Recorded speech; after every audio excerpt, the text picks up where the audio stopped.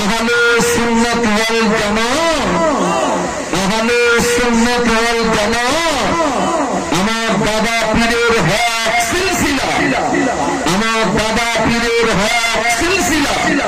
নারে তাকবীর, একটু কলেমার জিকির, লা ইলাহা ইল্লাল্লাহ।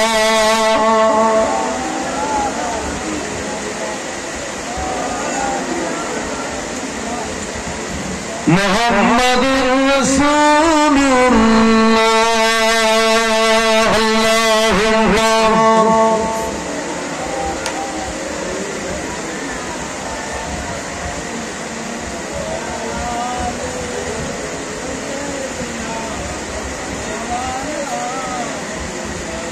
নবী দিবস উদযাপিত করে আমাদের লাভ কি?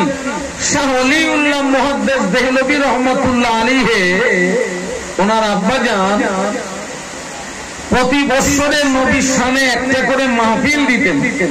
আমার দিকে তাকান। শাহ ওলিউল্লাহ মুহাদ্দিস দেহলভী রহমাতুল্লাহ আলাইহির আব্বাজান প্রতি বছরে বিশ্ব নবীর শানে একটা করে মাহফিল দিতেন। আর ওই মাহফিলে যারা শ্রোতা হিসাবে আসতেন উনি তানাদের জন্য কিছু তাবাররুকের ব্যবস্থা করতেন। যেমন আজকের এই জলসা কমিটির ছেলেরা, আমার আত্মবিশ্বাস এরাও তাবাররুকের ব্যবস্থা করেছে নাকি? এরা নবীর সামনে মাহফিল দিয়েছে, আলহামদুলিল্লাহ এরাও তাবাররুকের ব্যবস্থা করেছে। তো শাহ ওলিউল্লাহ মুহাদ্দিস দেহলভী রহমাতুল্লাহ আলাইহির আব্বাজান এক বছরে আল্লাহর নবীর সামনে মাহফিল দিয়েছেন ঠিকই, কিন্তু তাবাররুকের ব্যবস্থা করবেন এমন অর্থ ওনার কাছে নয়। তো উনি মানসিক দিক দিয়ে খুব দুর্বল হয়ে পড়েছেন। আল্লাহ, আজকের আমার বাড়িতে মেহমান আসবে, আমি তাদেরকে একটু মেহমানদারি করতে পারবো না। আপনার বাড়িতে যদি কোনো মেহমান আসে, কোনো অতিথি আসে, যদি আপনার বাড়িতে কিছু না থাকে অন্তত তাকে এক গ্লাস পানি দেবেন। এটি হচ্ছে বিশ্ব নবীর আদর্শ। একটু সুবহানাল্লাহ বলুন। কিচ্ছু না থাকলে কি দিতে হবে? অন্তত এক গ্লাস পানি দেবেন, মেহমানকে দেবেন। তো শাহ ওলিউল্লাহ মুহাদ্দিস দেহলভী রহমাতুল্লাহ আলাইহির আব্বাজান খুব টেনশনে পড়ে গেলেন যে আজকের আমার বাড়িতে মেহমানরা আসবে, আমি কিচ্ছু দিতে পারবো না। উনি ঘরের ভিতরে তালাশ করলেন, দেখলেন ওনার ঘরের ভিতরে কিছু ভাজা ছোলা ছিল। কি ছিল বাবা? ভাজা ছোলা। শাহ ওলিউল্লাহ মুহাদ্দিস দেহলভী রহমাতুল্লাহ আলাইহির আব্বাজান আল্লাহ নবীর শানে বাড়িতে মাহফিল হলো। মাহফিল শেষ হয়ে গেল, ওই ভাজা ছোলাগুলো শ্রোতাদের ভিতরে দুটো পাঁচটা করে মেহমানদারি করলেন। মাহফিল শেষ হয়ে গেল, হুজুর আমার ঘুমিয়ে গেলেন, আল্লাহর বান্দা ঘুমিয়ে গেলেন। ঘুমিয়ে স্বপ্নের ভিতরে ওই রাত্রে বিশ্ব নবীর সঙ্গে ওনার দিদার নসিব হয়ে গেল। যে ব্যক্তি স্বপ্নের ভিতরে আল্লাহ নবীকে দেখেছে, বারহাত নবীকে দেখেছে, কেননা নবীর সুরাত শয়তান নিতে পারে না। একটু বলুন না সুবহানাল্লাহ। আল্লাহর বান্দা স্বপ্নের ভিতরে বিশ্ব নবীকে সালাম দিলেন। সালাম দিয়ে জিজ্ঞাসা করেন, ইয়া রাসূলুল্লাহ, ছোলাগুলো কোথা থেকে এনেছেন? আল্লাহ নবী বললেন, ও আল্লাহর বান্দা, তুমি আমাকে ভালোবেসে মহব্বত করে প্যার করে প্রতি বছর আমার সাথে একটা করে মাহফিল দিবে। এই মাহফিলে যারা সাদা হিসাবে আসে তাদের জন্য কিছু তাবাররুকের ব্যবস্থা করতে, এ বছরে আর্থিক সংসদের জন্য তেমন কিছু করতে পারোনি বাবা। তবে বাড়িতে ভাজা ছোলাগুলো নিয়ে শ্রোতাদের ভিতরে দুটো পাঁচটা গুণে মেহমানদারি করেছিলেন। আল্লাহর বান্দা তোমার এই ছোড়াগুলো তথা মাহফিলের তাবাররুক আল্লাহ পাকের দরবারে কবুল হয়ে গিয়েছে। সুবহানাল্লাহ। তোমার এই ভাজা ছোড়াগুলো আল্লাহ পাকের দরবারে কবুল হয়ে গিয়েছে। আল্লাহ পাক এই ছোড়া কবুল করে মিসলে সূরা আমি রাসূলুল্লাহ আমার কাছে পৌঁছে দিয়েছে। একটু মহব্বতে বলুন না সুবহানাল্লাহ, আওয়াজ দিয়ে বলুন না সুবহানাল্লাহ। তো শাহ ওলিউল্লাহ মুহাদ্দিস দেহলভী রহমাতুল্লাহ আলাইহির আব্বা জানেন বাড়ির ওই তাবাররুক আল্লাহ পাক কবুল করে যদি বিশ্ব নবী পর্যন্ত পৌঁছে দিতে পারেন, আজকের এই বৃষ্টি বাদলার ভিতর দিয়ে আপনারা কষ্ট করে যেভাবে নবী দিবস উদযাপিত করছেন, মাহফিল যদি কবুল হয়ে যায়, তাবাররুক যদি কবুল হয়ে যায়, জেনে রাখবেন আল্লাহ চাইলে এই মাহফিলের খবর, তাবাররুকের খবর বিশ্ব নবী পর্যন্ত পৌঁছে যাবে ইনশাআল্লাহ। একটু বলুন না সুবহানাল্লাহ, একটু মহব্বতে বলুন না সুবহানাল্লাহ। নবী দিবস উদযাপিত করে লাভ কি? আল্লাহ নবীর চাচা যার নাম হলো আবু লাহাব, আমার সঙ্গে কথা বলবেন, কি নাম? আবু লাহাব। যে আবু লাহাব সম্পর্কে আল্লাহ কোরআনে একটা সূরা নাযিল করেছে, তাব্বাত ইয়াদা আবি লাহাব ওয়া তাব। এই আবু লাহাবের দাসীর নাম হচ্ছে সুয়াইবা।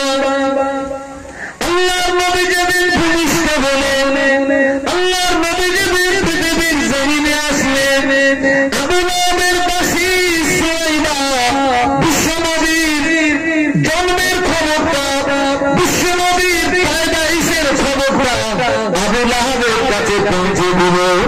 আবু লাহাব খুশি হয়ে দাসীকে বলল, রে দাসী, তুই এমন একটি সংবাদ আমাকে দিলি, আমি তোকে খালি হাতে ফিরিয়ে দেবো না।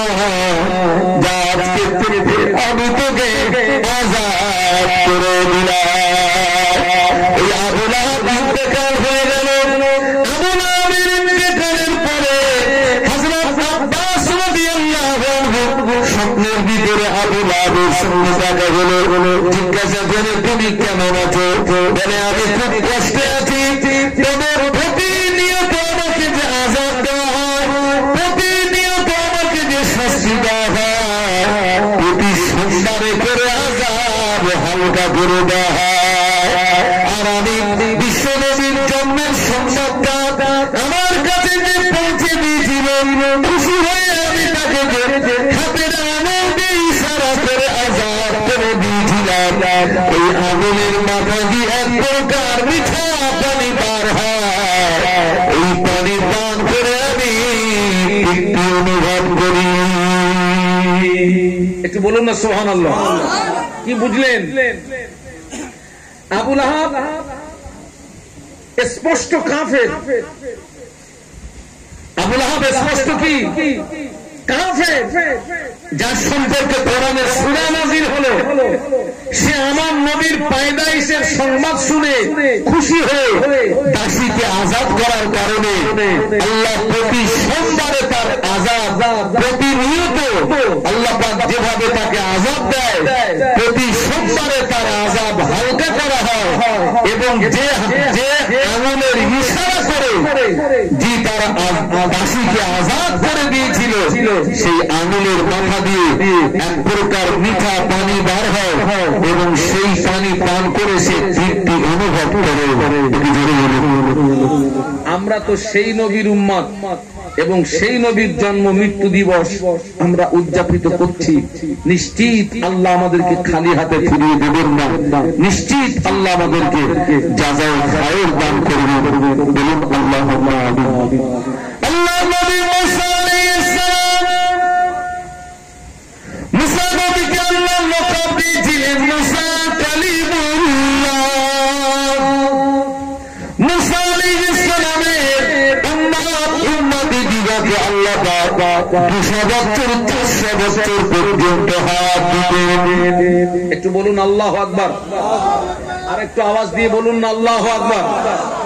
মুসা আলাইহিস সালামের জমানার একজন ব্যক্তি, মুসা আলাইহিস সালামের জমানার একজন ব্যক্তি আল্লাহ তাকে 200 বছর হায়াত দিয়েছিলেন। এই 200 বছরের ভিতরে ব্যক্তিটা কোনো ভালো কাজ করেছে, সৎ কাজ করেছে, গ্রামের মানুষের দৃষ্টিগোচর হয় না। গ্রামের মানুষেরা যাকে সবসময় লোকটা গুনার কাজ করে, অন্যায় কাজ করে, অপরাধ কাজ করে, এই ব্যক্তিটার মৌত হয়ে গেল।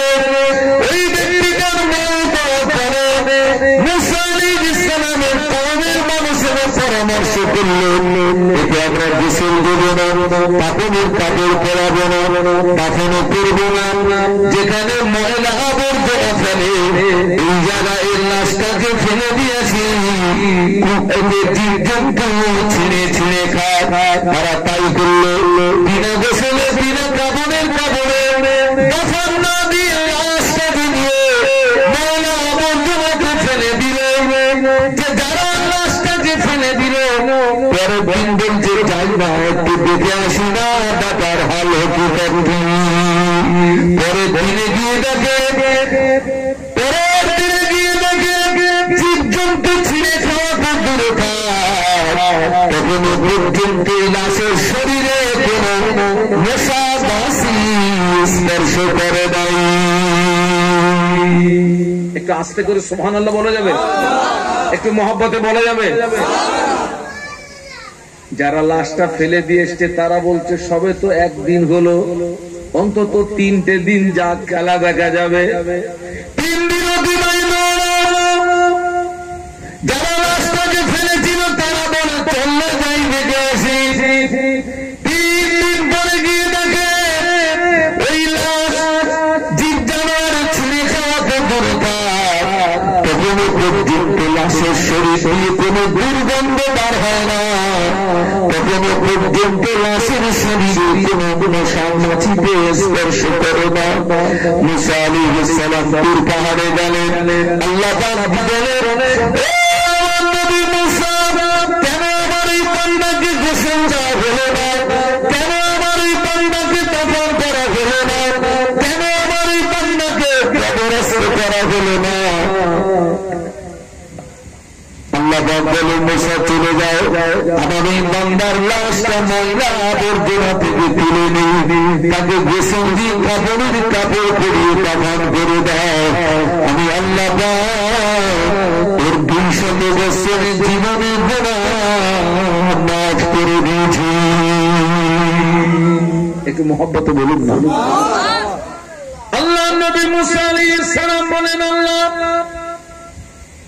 আমার কওমের মানুষেরা আমাকে জিজ্ঞাসা করবে কোন কারণে তার 200 বছরের জীবনের গুনাহকে তুমি মাফ করে দিলে। আল্লাহ বলে মুসা আমি তোমার উপরে তওরাত কিতাব নাযিল করেছি, আর এই তওরাত কিতাবের ভিতরে আখিরি জামানার নবীর পরিচয় দিতে না। তওরাত কিতাবের ভিতরে বিশ্ব নবীর নাম বিদ্যমান।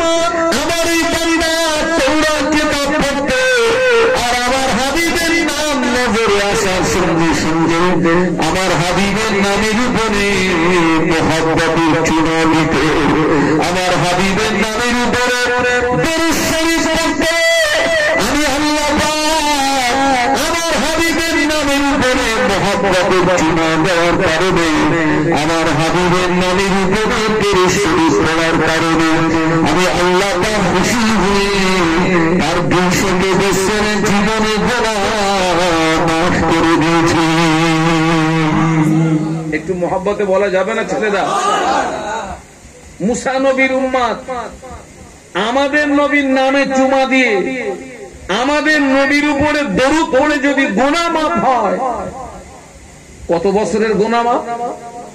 200 বছরের গুনাহ মাফ।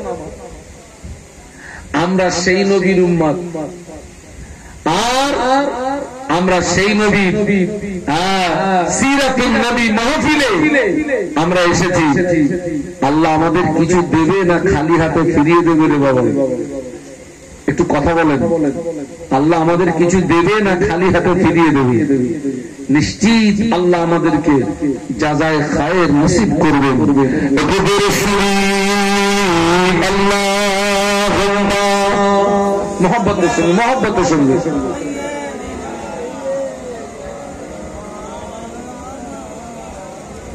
এতগুলো এই ছেলেরা জওয়ান যুবকের চিঠি করতেছিস কেমনে? হ্যাঁ, জোরে জোরে আল্লাহুম্মা সাল্লি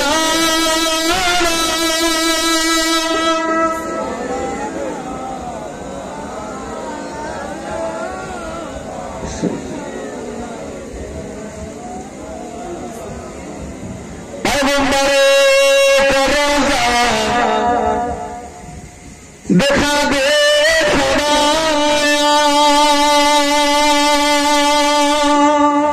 দারে মদদ সে মিলা দে শরাবে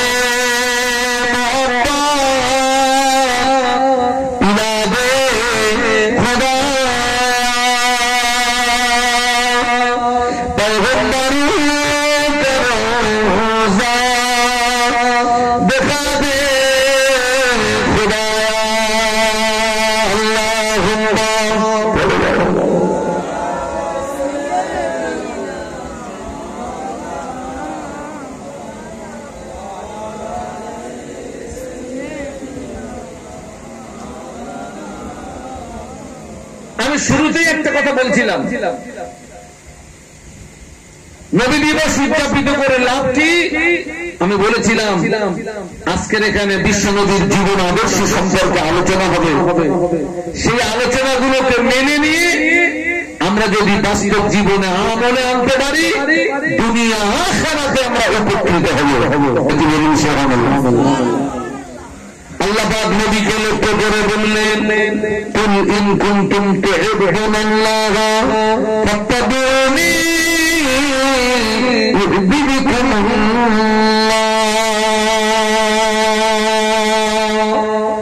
একটু বলুন আল্লাহু আকবার। এই ছেলেরা আওয়াজ দিয়ে বলুন আল্লাহু আকবার। আল্লাহু আকবার বাংলা মানে কি? এই মিডিয়া তুমি বলো না, আল্লাহু আকবার বাংলা মানে কি? আল্লাহ সব থেকে বড়, আল্লাহ মহান। হ্যাঁ, আল্লাহকে ডাকলে আল্লাহ পাক খুশি হয় না রেগে যায়? আল্লাহ বলেছেন উদউনি আস্তাজিব লাকুম, উদউনি আস্তাজিব লাকুম। আল্লাহ বললেন বান্দা তুই আমাকে ডাক, আমি আল্লাহ তোর ডাকে সাড়া দিয়ে থাকি। একটু বলুন সুবহানাল্লাহ। আল্লাহ পাক বিশ্ব নবীকে লক্ষ্য করে বললেন, ও আমার পিয়ারা, তুমি আমার বান্দাদেরকে জানিয়ে দাও, তারা যদি আমাকে পেতে চায় ফাত্তাবিউনি, তারা যেন আগে তোমার তাবেদারি করে। ফাত্তাবিউনি, তারা যেন আগে তোমার অনুসরণ করে। ফাত্তাবিউনি, তারা যেন আগে তোমায় ভালোবাসে। আমার যে সমস্ত বাংলা বাঙালি তোমার তাবেদারি করবে, তোমার অনুসরণ করবে, তোমায় ভালোবাসবে, বিনিময়ে আমি আল্লাহ ওদের ভালোবাসবো। শুধু তাই নয়, আমি আল্লাহ খুশি হয়ে ওদের জীবনের মাফ করে দেবে। একটু মহব্বতে বলেন না, শুধু শুনলে হবে না, বুঝতে হবে।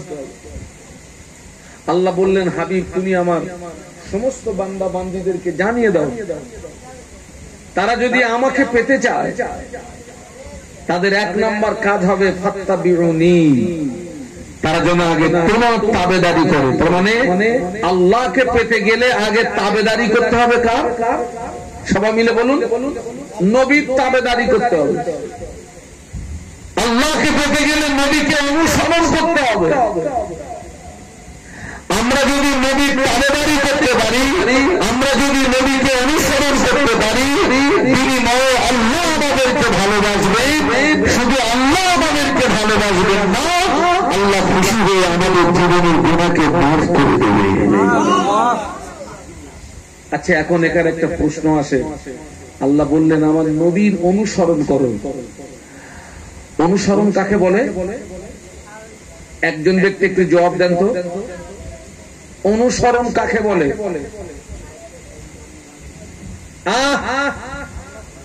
এই খোকা, অনুসরণ কাকে বলে? আমি আপনাদের মসজিদের ইমাম সাহেবকে অনুসরণ করি। ইমাম যেভাবে হাঁটে আমি ওইভাবে হাঁটি। ইমাম যেভাবে কথা বলে আমি ওইভাবে কথা বলি। ইমাম যেভাবে আহার করে আমি ওইভাবে আহার করি। ইমাম যেভাবে ঘুমায় আমি ওইভাবে ঘুমাই। ইমাম যে পোশাক পরে আমি ওই পোশাক পরি। এর নাম কি? কথা বলে না। অনুসরণ করা। এর নাম অনুসরণ। ইমাম যায় ডাইনে, আমি যাই বাঁয়। এর নাম কি? বিরোধিতা করা। তার মানে আমাদের চলা বলা ওঠা বসা কথাবার্তারা সবটা যেন নবীর মতো হয়। কার মতো হয়? নবীর মতো হয়। আমরা আহার করব নবীর মতো, আল্লাহ নবী যেভাবে আহার করেছেন। আমরা ঘুমাবো নবীর মতো, বিশ্ব নবী যেভাবে ঘুমিয়েছেন। আমরা পথ চলবো এইভাবে, আল্লাহ রাসূল যেভাবে পথ চলেছেন। আমরা কথা বলবো এইভাবে, বিশ্ব নবী যেভাবে কথা বলেছেন। আমরা আহার করবো এইভাবে, বিশ্ব নবী যেভাবে আহার করেছেন। তবে নবীকে পাওয়া যাবে, রব পাওয়া যাবে, নাজাত পাওয়া যাবে, জান্নাত পাওয়া যাবে।